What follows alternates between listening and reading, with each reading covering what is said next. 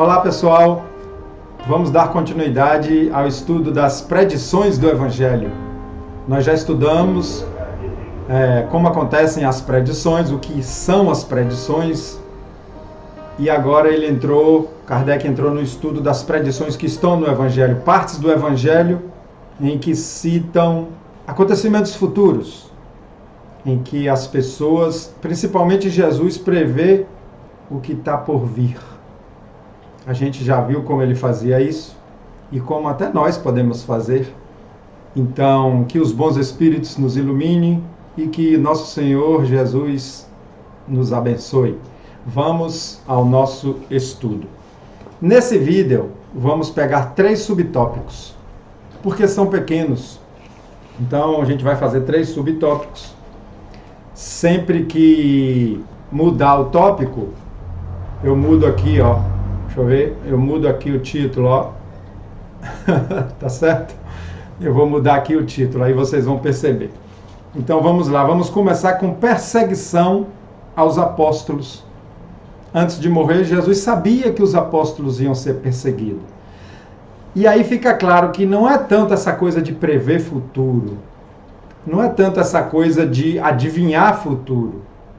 É o óbvio das circunstâncias, ainda mais ele que tinha acesso aos pensamentos, às energias. Então vamos lá. Ele vai mostrar aqui 4 passagens do Evangelho relativo a isso. Guardai-vos dos homens, porquanto eles vos farão comparecer às suas assembleias e vos farão açoitar nas suas sinagogas, e sereis apresentados por minha causa aos governadores e aos reis, para lhes servir de testemunha, bem como às nações. Então eles seriam chamados a comparecer perante dos governadores e aos reis. Mateus, capítulo 10, versículos 17 e 18. Eles vos expulsarão das sinagogas, e vem o tempo em que aquele que vos fizer morrer julgará fazer coisas agradáveis a Deus. Olha só o que ele está falando. Vão matar vocês e vão acreditar que isso está sendo agradável a Deus.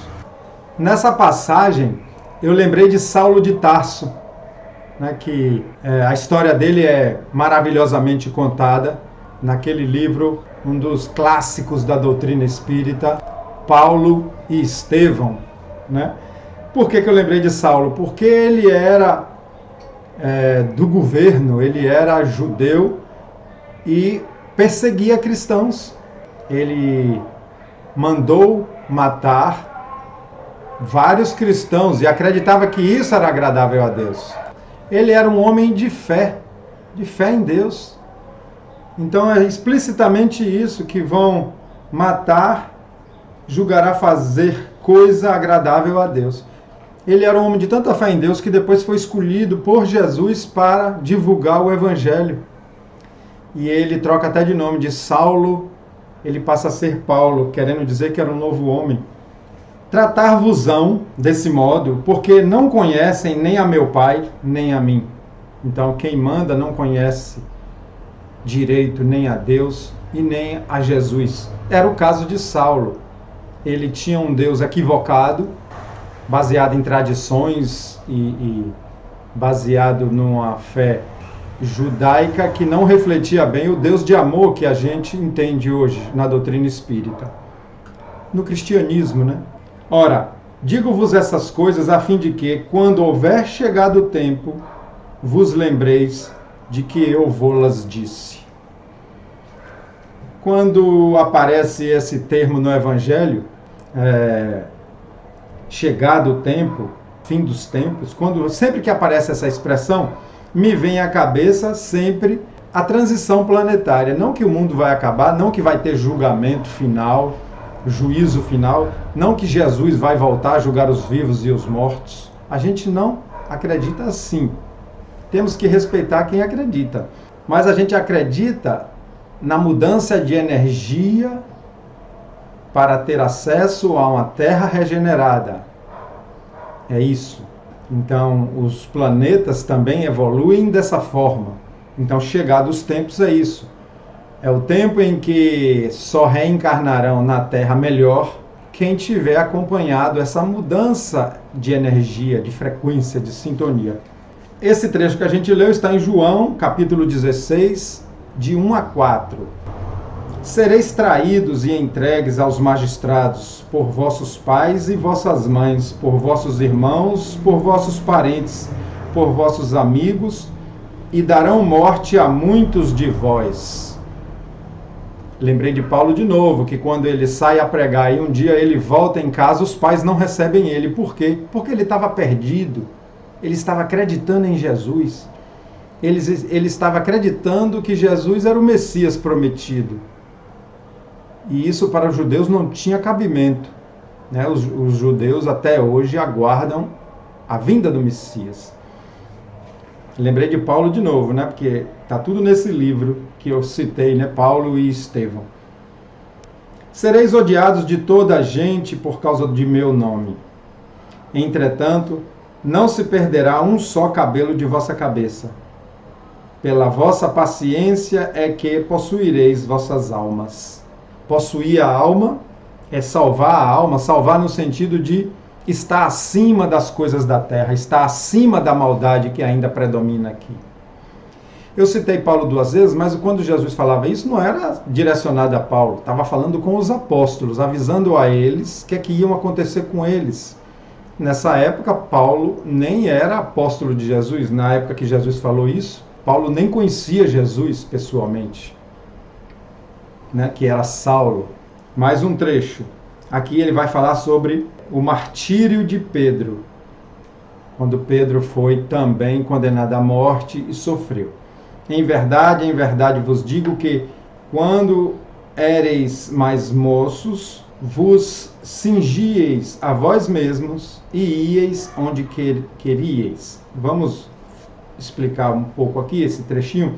Cingir é colocar algo em si próprio, é como uma coroa, como um enfeite. Então Jesus estava dizendo, quando eu era mais moço, vocês mesmos se arrumavam para sair e ia para onde queria. Mas quando fordes velhos, estendereis as mãos e outro vos cingirá e conduzirá onde não querereis ir. Então, quando tiver mais velho, outros vão lhe preparar, lhe arrumar e te levará onde quiserem. Ora, ele dizia isso para assinalar que a morte de Pedro havia de glorificar a Deus. Isso está em João 21, 18 e 19. João também foi perseguido, foi condenado, se escondeu na ilha de Patmos, mudou de nome para Pai Francisco e ficou lá também por ser perseguido, não é isso?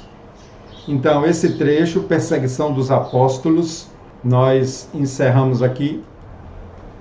Então, agora vamos para cidades impenitentes. Impenitentes que significam que não se arrependem, que insistem no erro, que não se submetem às penitências, né? Penitência é erro, arrependimento, remorso. Então, vamos lá.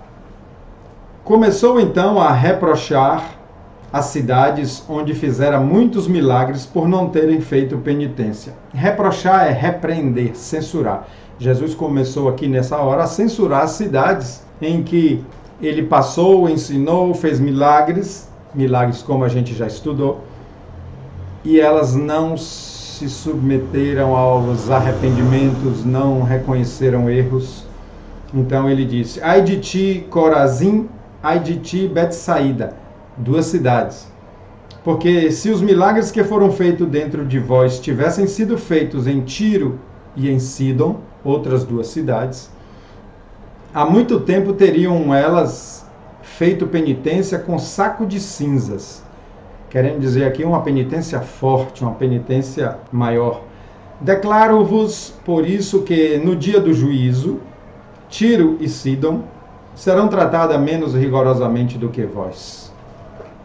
Então aí ficou claro, né? Ele estava dizendo que aquelas cidades não aceitou a palavra dele, como as outras 2, como Tiro e Sidom. Teve um dos vídeos que eu mostrei até um mapa, mostrei essas cidades. E tu, Carfanaum, outra cidade, Elevar-te-ás sempre até o céu? Serás abaixado até o fundo do inferno, porque se os milagres que foram feitos dentro de ti houvessem sido feitos em Sodoma, aquela cidade famosa, né? Esta ainda talvez subsistisse hoje. Declaro-te por isso que no dia do julgamento a cidade de Sodoma será tratada menos rigorosamente do que a tua. Voltou ele a fazer uma comparação com a cidade que era tida como perdida, Sodoma, e fazendo aí uma censura para Cafarnaum. Tudo isso são predições. Jesus prevendo coisas para depois, né? O sentido dessas passagens tiradas do Evangelho e colocada aqui é justamente mostrar isso. Momentos em que Jesus falou do que ia acontecer, certo? Então encerra aqui essa parte de cidades penitentes. Vamos à ruína do Templo de Jerusalém. É claro, lembrando que ele aqui vai citar predições sobre aquele templo. Quando Jesus saiu do templo para ir embora, seus discípulos se acercaram dele para lhe fazerem notar a estrutura e a grandeza daquele edifício.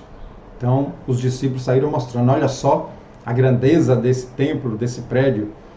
Ele, porém, lhes disse, vedes todas essas construções? Digo-vos em verdade que serão de tal maneira destruídas que não ficará pedra sobre pedra. Mateus capítulo 24, de 1 e 2. Em seguida, tendo chegado perto de Jerusalém, contemplando a cidade, ele chorou por ela, dizendo, se ao menos nesse dia, que ainda te é concedido, reconhecesses aquele que te pode proporcionar paz. Mas agora, tudo isso se acha oculto aos teus olhos. Então Jesus aí estava lamentando o que ele sabia. Tempo virá, pois, para ti, desgraçada, em que teus inimigos te cercarão de trincheiras, e te encerrarão e apertarão de todos os lados, em que te deitarão por terra, a ti e aos seus filhos, que estão dentro de ti, e não te deixarão pedra sobre pedra, porque não reconheceste o tempo em que Deus te visitou. Então era um recado aí para aquela comunidade em que não reconheceu a verdade na palavra de Jesus, teve a oportunidade, não reconheceu, e Jesus estava aqui sabendo o que é que ia acontecer. Lucas, capítulo 19, 41 a 44. Vamos para mais um trecho? Entretanto, é preciso que eu continue a andar hoje e amanhã e o dia seguinte, porquanto necessário é que nenhum profeta sofra morte noutra parte, que não em Jerusalém. É importante dizer aqui que certas palavras que vêm nas Escrituras, no Evangelho, elas passaram por tradução, elas passaram por interpretação, tanto que às vezes a gente pega uma Bíblia ou um Evangelho, tem a forma de escrever, as palavras usadas são outras. Então, quando escreve para o inferno, escreve desgraçada na língua original, que às vezes proporciona várias traduções, mais de um sentido na tradução. Então a Bíblia tem sempre isso, essa particularidade da interpretação, da tradução, que tem que se ter cuidado. Jerusalém, Jerusalém, que matas os profetas e apedrejas os que te são enviados. Quantas vezes hei querido reunir teus filhos, como a galinha reúne sob as asas seus pintinhos, e não o quiseste. Falando de Jerusalém. Jesus dizendo que queria reunir todos, cuidar de todos, explicar a todos. E a gente não pode apontar o dedo para Jerusalém. Vamos apontar o dedo para nós, para o planeta inteiro, que sabem da mensagem, que dizem acreditar na mensagem do Cristo, que demonstra e fala que tem fé, e nós ainda insistimos em cometer erros. E o problema não são nem aqueles erros que são por ignorância, por imaturidade espiritual. Esses são naturais da jornada. Claro, começamos lá no tempo das cavernas, éramos muito ignorantes e vamos evoluindo gradativamente. Normal. O problema é o erro de coisas que já sabemos, que já entendemos. Não é mais por ignorância, é por desobediência, é por negligência. Esse é o erro que vai nos trazer processos dolorosos adiante. Certo? Então é isso que Jesus está chamando, porque ele falou, ele ensinou, ele esclareceu. E a gente continua insistindo no erro. Todos baseados no orgulho e no egoísmo, as duas chagas raízes dos nossos processos de desvio espiritual, de erros, o orgulho e o egoísmo. Aproxima-se o tempo em que vossa casa ficará deserta. Ora, eu em verdade vos digo que doravante não me tornareis a ver, até que digas, bendito seja o que vem em nome do Senhor. Lucas capítulo 13, 33 a 35. Quando virdes um exército cercando Jerusalém, olha ele falando, tudo isso ele sabia que ia acontecer depois da morte. Claro que o reino de Roma ia cair, o império de Roma ia cair. Assim como hoje, não é difícil saber que o império, o domínio americano no planeta vai cair. Olha só como eu estou me arriscando.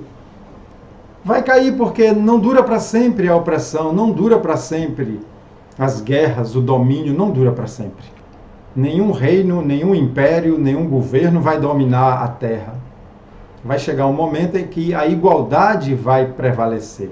O respeito, a ajuda mútua, a caridade vai prevalecer, porque é da lei de progresso, é da lei da regeneração. Então, nem os Estados Unidos, nem China, nem Rússia, ninguém vai dominar o mundo, como a Alemanha não dominou. Então, olha só eu fazendo uma predição aqui, que ousadia, né? Mas baseado no que eu aprendi na Gênese, no livro dos Espíritos. Então ele falou, né? Quando virdes um exército cercando Jerusalém, né? Ela está próxima da destruição. Fujam para as montanhas os que estiverem na Judéia. Retirem-se os que estiverem dentro dela e nela não entrem os que estiverem na região circunvizinha. Está dando um conselho, né? Quando um exército se aproximar, retirem-se, vão para a montanha. Jesus fazendo as suas predições. Porquanto esses dias serão os da vingança, a fim de que se cumpra tudo o que está na Escritura.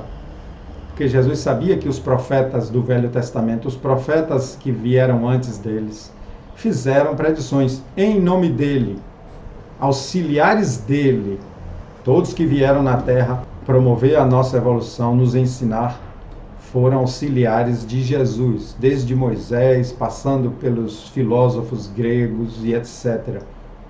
Emmanuel conta isso no livro A Caminho da Luz. Ai das que estiverem grávidas nesses dias, visto que este país será acabrunhado de males e de cólera do céu. Cairá sobre este povo. Acabrunhado é abatido, humilhado, envergonhado. É isso que ele sabia que ia acontecer. Serão passados a fio de espada, serão levados em cativeiro para todas as nações, e Jerusalém será calcada aos pés pelos gentios. Gentios eram aqueles que não acreditavam em nada, né? Aqueles que não tinham fé. Até que se haja preenchido o tempo das nações. Lucas capítulo 21, 20 a 24. E aqui mais um. Jesus avançando para o suplício, quer dizer, para a morte. Jesus indo em direção ao suplício que ele passou. Ora, acompanhava-o grande multidão de povo e de mulheres a bater nos peitos e a chorar. Jesus então, voltando-se, disse: Filhas de Jerusalém, não choreis por mim. Olha só, filhas. Quem mais acompanhou, quem mais sofreu na reta final foram as mulheres. As Marias, inclusive, né? Chorai antes por vós mesmas e por vossos filhos, porquanto virá tempo em que se dirá ditosas as estéreis, as entranhas que não geraram filhos e os seios que não amamentaram. Eu interpretei que ele citou isso porque essas não verão seus filhos morrerem, sofrerão menos, né? Todos se porão a dizer às montanhas, cai sobre nós, e às colinas, cobre-nos. O sofrimento vai ser tanto que vai preferir que as montanhas e a colina caia sobre. Pois se tratam deste modo o lenho verde, como será tratado o lenho seco? Eu fiz uma pesquisa para entender essa passagem de lenho. Lenho é madeira, né? Então, eu vi as interpretações e entendi que o lenho é a madeira difícil de queimar. É a madeira que não se estraga pelo fogo rapidamente, é o lenho verde. Ele querendo falar sobre ele, né? Que era inocente e puro. Se eles fizeram isso com o lenho verde, que não se queima, que não se submete às coisas dos algozes, que não se entrega, que não vacila na fé, esse é o lenho verde, ele não se queima fácil. Falando dele, né? Se fizeram isso comigo, como será tratado o lenho seco, que somos nós? Que qualquer foguinho está queimando, qualquer foguinho, né, fácil de queima. Ele estava falando do povo de Jerusalém, e que serve para nós. Muito de nós, a qualquer sofrimento, a qualquer foguinho, a qualquer tumulto, a qualquer sofrimento, estamos perdendo a fé, estamos cheios de medo, cheios de pavores, porque a nossa fé é fraca, né?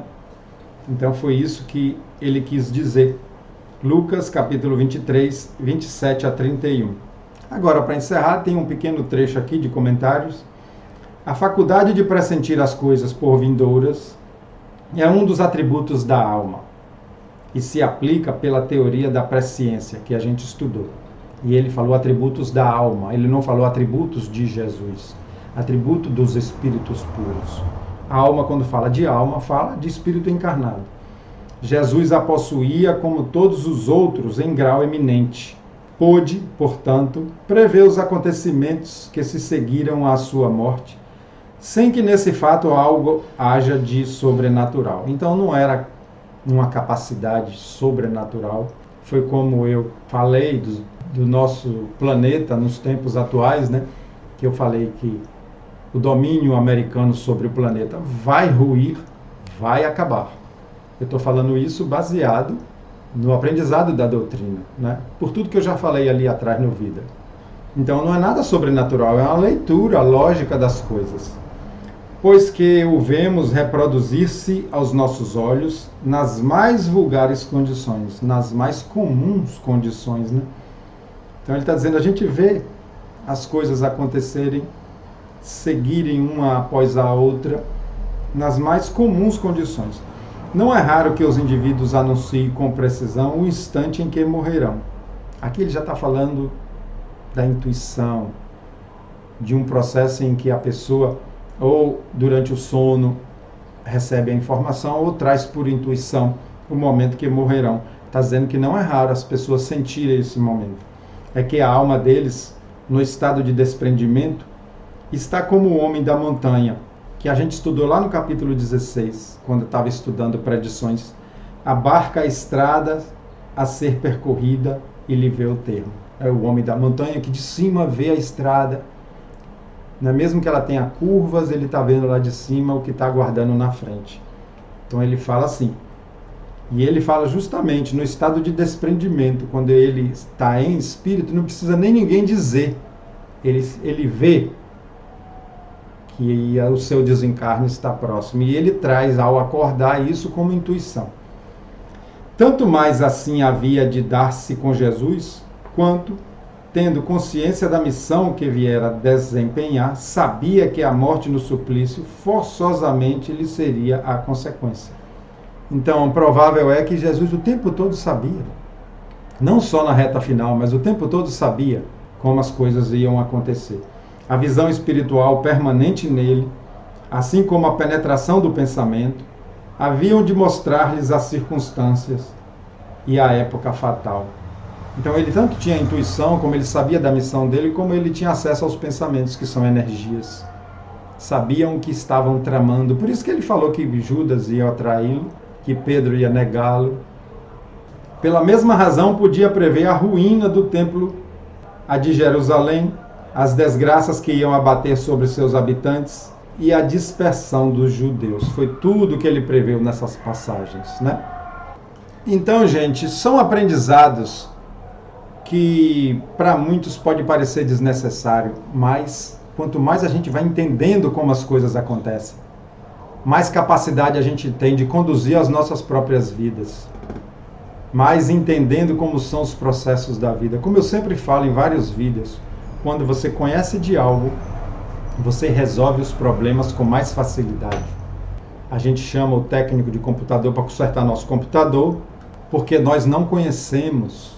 Então, compreender os processos espirituais, compreender os fenômenos que são naturais, mas que a nossa ciência ainda desconhece, vai nos dando talentos, vai nos dando capacidades de entender os processos da nossa vida atual, da nossa encarnação atual.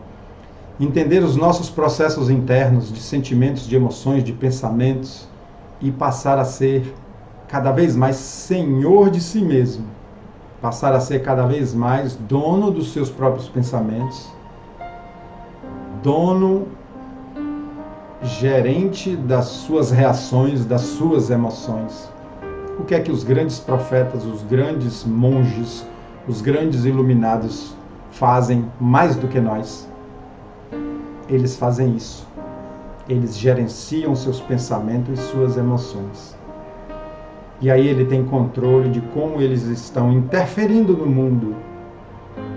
Eles sabem que semente eles estão jogando e que colheita eles farão lá na frente.